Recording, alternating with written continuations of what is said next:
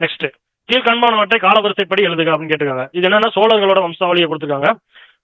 விஜயாலய சோழன் அந்த டைம்ல இருந்து, அதாவது விஜயாலய சோழனுக்கு அப்புறம் வந்த வம்சாவளியை கொடுத்துருக்காங்க, பிற்கால சோழர்கள். ஓகேவா?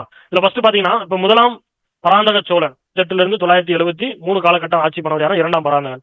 முதலாம் பராந்தகன் எப்போ வந்தாருன்னு பாத்தீங்கன்னா 907 to 953. இந்த முதலாம் பராந்தகனோட காலத்துலதான் உத்திரமேரூர் கல்வெட்டு என்ன பண்ணிருக்கோம், ஏற்றப்பட்டிருக்கும். ஓகேவா? அடுத்து மூன்றாம் ராஜேந்திரன் அப்படிங்கிறது சோழ வம்சத்திலேயே கடைசி அரசர் யார் அப்படின்னா மூன்றாம் ராஜேந்திரன் தான். பாண்டிய வம்சம் வந்து இவங்களை அழிச்சு பாண்டிய ஆட்சி வந்து நிறுவிருப்பாங்க. எப்பன்னு பாத்தீங்கன்னா 1246 to 1279 காலகட்டம். விக்ரம சோழன் அப்படின்றது யார் அப்படின்னா முதலாம் குலோத்துங்க சோழன் மகன் தான். யாருன்னா விக்ரம சோழன். விக்ரம சோழன் ஆட்சி பண்ணது 1118 to 1135 வரைக்கும். வீரராஜேந்திரன் அப்படின்றது 1063 to 1070 காலகட்டத்தில் ஆட்சி பண்ண ஒருத்தர்.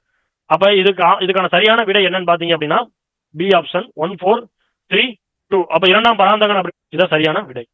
நெக்ஸ்ட் மார்க்கோபோலோ டேஸ் அரசை குற்றவாளிகளுக்கு எதிராக நீதி வழங்குவதில் கடுமை காட்டுவார்கள் என குறிப்பிட்டார் அப்படின்னா மார்க்கோபோலோ திருத்திக்கோங்க 1288 1 1293 5 வருஷம் கழிச்சு இந்த 2 டைம் என்ன பண்ணிருப்பாரு அப்படின்னா கொற்கை துறைமுகத்திற்கு மார்க்கோபோலோ வந்திருப்பாரு.